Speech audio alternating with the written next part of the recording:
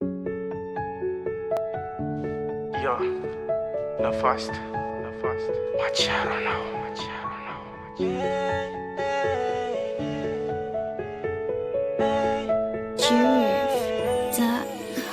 Mahatsiaro anao manembona ny aty lasavinany, ialinao tsy mahita toy.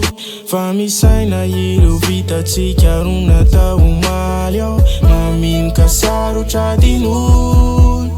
Ireo fitiny fampizarany, lay tsikinao matamany, tsaroko fa tsy adinoko ireny.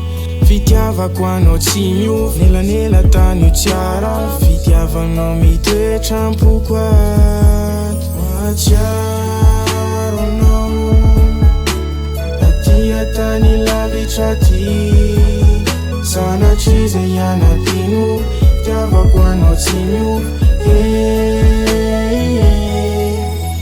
Mahatsiaro anao aty atany lavitra ty, sanatry izay ianadino, fitiavako anao tsy miova. Resarinao mpanjiny io mamiratra masoandro ahy, tondratsiko ahy.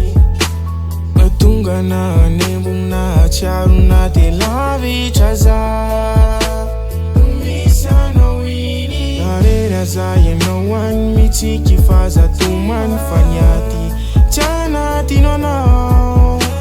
Mitoetra ato ampoko re fity natolotra ho ahy sy ireo toky nomenao. Mahatsiaro anao aty atany lavitra ty, sanatry izay ianadino, fitiavako anao tsy miova.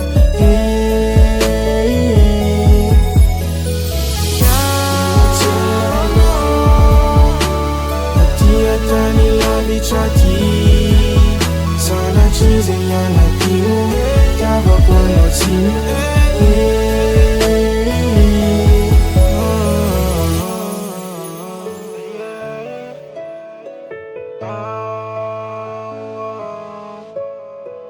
Lavitra renao malala ty, soadino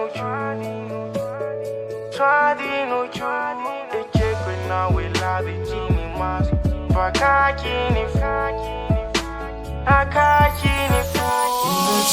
Mahatsiaro anao